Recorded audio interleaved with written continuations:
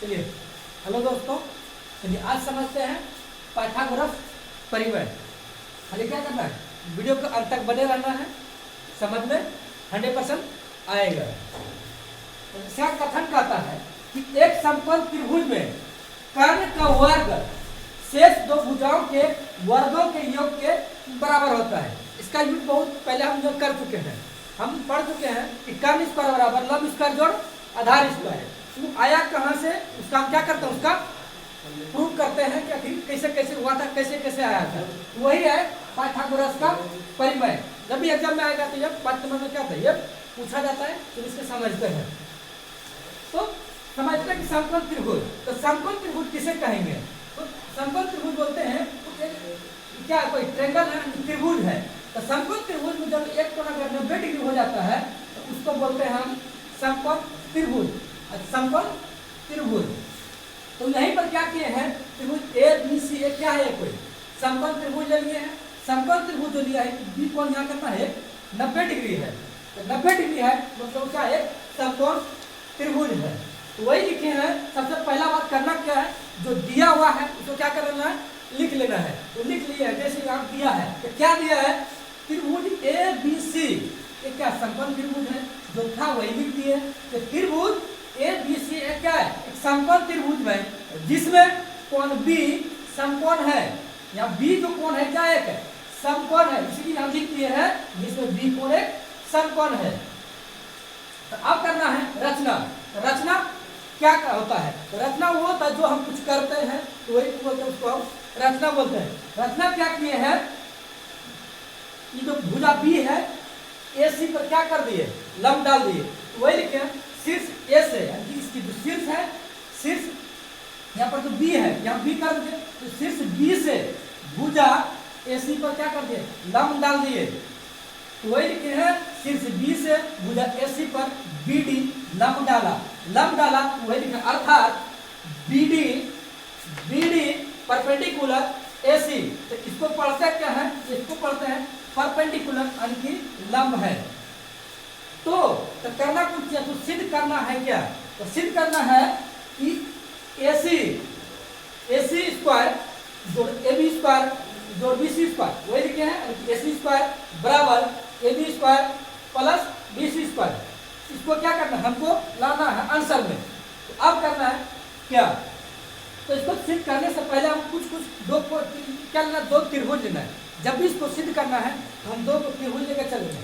तो एक त्रिभुज हम इसको लेकर चले, एक प्रकार का ये भी एक त्रिभुज है और एक चार बड़ा एक त्रिभुज है। तो वही किए हैं त्रिभुज ए बी डी, एक त्रिभुज लेकर चलते एवं त्रिभुज ए बी सी, दोनों त्रिभुज लेकर चलते। तो अब लेकर चलने के बाद तो यहाँ पर क्या किया, परपेंडिकुलर जो लंब डाले हैं यहाँ से यहाँ तक, जब लंब डालेंगे तो ये भी कितना डिग्री हो जाएगा, ये भी 90 डिग्री हो जाएगा ये कोण, और ये भी कितना डिग्री आ जाएगा, 90 डिग्री हो जाएगा। वही लिखे हैं कोण ए डी बी बराबर ए बी सी। ये भी कितना 90 डिग्री कोण है, और ये भी कितना है, ये 90 डिग्री है। वही लिखे हैं त्रिभुज ए डी बी बराबर एंगल ए बी सी कितना है, यहाँ पर 90 है तो यहाँ 90 लिख दिए। अब इसके बाद करना कौन सी है, जब दो त्रिभुज लेकर चले तो दो ए बी सी में भी एक एंगल ए है और त्रिभुज ए बी डी में भी एंगल क्या है, ए है। वही लिखे हैं दोनों एंगल यानी कि ए बराबर ए, दोनों त्रिभुज में था इसलिए एंगल ए बराबर क्या, एंगल ए मतलब उभयनिष्ठ। अब समझना है कि उभयनिष्ठ का मतलब क्या होता है। उभयनिष्ठ का मतलब होता है जो दोनों में क्या कॉमन है, तो ये क्या आता है, उभयनिष्ठ होता है। जैसे मान लिया जाए एक घर का अगर दो रूम है, दो रूम में एक दीवार ऐसा होता है जो कि क्या कॉमन है, इस दीवार का भी काम करता है और इस रूम का भी काम करता है। एक ही दीवार दोनों रूम का क्या करता है, काम करता है, तो उसको बोलते हैं क्या, ये उभयनिष्ठ है। तो मतलब यहाँ पर ये जो एंगल है, इस छोटा मत त्रिभुज में भी एंगल है और बड़ा मत त्रिभुज में क्या है, एंगल ए है, इसलिए यहाँ पर क्या है, उभयनिष्ठ हो गया। जब उभयनिष्ठ हो गया तो मतलब हो गया यहाँ पे 90 डिग्री, यहाँ पे 90 डिग्री, मतलब दो कोण का तरह काम कर रहा है। यहाँ पे दो कोण हो गया, तो इसीलिए यहाँ पर क्या होगा, त्रिभुज ए डी बी समरूप हो गया त्रिभुज ए बी सी, यही लिखे चले ना, ए बी डी एवं त्रिभुज ए बी सी दोनों क्या होगा, समरूप हो गया। तो समरूप किसको बोलते हैं? जैसे मान लिया जाए एक छोटा गेंद ले लेते हैं, एक बड़ा गेंद ले लेते हैं, दोनों मतलब क्या आ गए? समरूप हो गया। समरूप कैसे हो गया? गेंद तो दोनों एक ही है, दोनों का काम है खेलने का काम है, खाली हाँ एक होता है कि छोटा है बल बड़ा है। या इसको त्रिभुज की बात किया जाए तो इन्हें पर क्या है? छोटा त्रिभुज है, एक क्या है? बड़ा त्रिभुज है, लेकिन हर चीज क्या है? सब रंग रूप क्या है? समान है। इसमें भी बोलेंगे त्रिभुज की 3 भुजा 3 कोण 3 शीर्ष है, इसमें भी बोलेंगे 3 भुजा 3 कोण 3 शीर्ष है। बट इतना ही अंतर है, ये छोटा है और वो बड़ा है, उसे क्या बोलेंगे? समरूप बोलेंगे। इसलिए त्रिभुज ए बी बी समरूप होगा त्रिभुज ए बी सी। कैसे? एंगल ए एंगल से, इसको क्या है? एंगल है, क्या है? 2 एंगल है, तो यहाँ भी एक एंगल था और यहाँ भी क्या एक एंगल है, इसलिए ए अभिभूत हो जाए। जब एंगल समरूप हो गया तब क्या करना है? तो एडी, अब इस त्रिभुज का यहाँ पर कितना है? इस त्रिभुज का आधार कितना हो गया? तो यहाँ कितना हो गया? एडी हो गया। अब बट है इस त्रिभुज का, यहाँ एक तरह बात किया जाए, यहाँ एडी इसका इस त्रिभुज के लिए लंब मान लीजिए, इस त्रिभुज के लिए बड़ा त्रिभुज के लिए एडी क्या हो गया? यहाँ पर लंब हो गया, अरे कि एडी बट है एबी। फिर क्या करना है? एबी इस त्रिभुज के लिए जब कर्ण हो गया, यहाँ इस त्रिभुज की जो 90 डिग्री है, हम जानते हैं 90 डिग्री सामने भुजा क्या बोलते हैं? कर्ण बोलते हैं।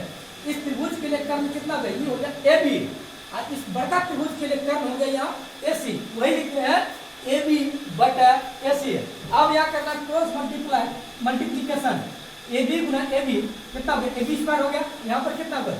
एडी गुना एसी कितना हो गया? एबी स्क्वायर बराबर एडी गुना एसी। इसको मान लेना है समीकरण फर्स्ट। तो फिर करना है पुनः, जिस तरह इसको किए हैं फिर उसी तरह उसको क्या करना है? कर लेना है। तो अब इसको ऊपर ला लेके चले थे, नीचे ला छोड़ दिए थे, अब नीचे ला लेके चलना है। तो नीचे ला क्या क्या है? त्रिभुज बी डी सी, त्रिभुज बी डी सी एवं ए बी सी, यानी कि एक बार ऊपर लेके चले, अब नीचे ला लेके चल रहे हैं। तो अब क्या? फिर यहाँ पर भी जो है एक पर क्या है? 90 डिग्री है, तो यानी कि हो गया यहाँ पे बी डी सी, यहाँ कितना? 90 डिग्री, यहाँ पर ए बी सी, यानी कि इसके लिए ये 90 हुआ, इसके छोटा त्रिभुज के लिए यहाँ पे 90 हुआ। वही लिखे हैं त्रिभुज sorry angle B D C बराबर एंगल ए बी सी कितना डिग्री हो गया? दोनों क्या? 90 है। जब 90 है तो यहाँ पर ये हो गया उभयनिष्ठ, ये जो कोण हो गया ये बी जो है क्या हो गया? यहाँ पे उभयनिष्ठ हो गया। उभयनिष्ठ कैसे हो गया? देखिए बी डी सी के लिए इसमें त्रिभुज कोण एंगल सी आ रहा है, और बड़ी त्रिभुज के लिए यानी कि ए बी सी के लिए भी कितना एंगल ये सी आ रहा है, तो मतलब वही लिखे हैं एंगल सी बराबर सी कितना हो गया? ये उभयनिष्ठ हो गया। बोले उभयनिष्ठ जो दोनों में आता है उसको उभयनिष्ठ कहा जाता है, इसलिए कितना हो गया? ये सी क्या? उभयनिष्ठ हो गया। जब उभयनिष्ठ हो गया मतलब दो एंगल आपस में क्या हो गया? जब बराबर हो गया, जब 2 एंगल आपस में बराबर हो गया, तीसरा 100% बात है कि बराबर होगा। जब बराबर हो जाएगा तो त्रिभुज बी डी सी समरूप हो गया त्रिभुज ए बी सी के, तो वही हो गया, इसको बोलते हैं समरूप। जब समरूप हो गया तो अब इस त्रिभुज ये इसके सामने कितना हो गया? अगर ये 90 डिग्री है, इसके लिए कर्ण हो जाएगा, ये बड़ा वाला कितना है? कर्ण ही है। तो अब यहाँ पर कितना हो गया?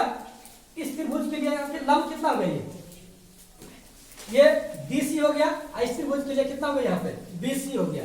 तो अब जब BC हो गया यहाँ पर लंब इसका, अब इसका हो गया अब कर्ण, तो कर्ण इस त्रिभुज के 90 डिग्री हो गया, इस त्रिभुज के लिए कर्ण कितना हो गया? ये BC हो गया कर्ण यहाँ पे, इस बड़ा वाला त्रिभुज के लिए कर्ण कितना हो गया? ये AC हो गया। अब क्या? तो क्रॉस मल्टीप्लीकेशन, तो BC गुना BC कितना? BC स्क्वायर हो गया।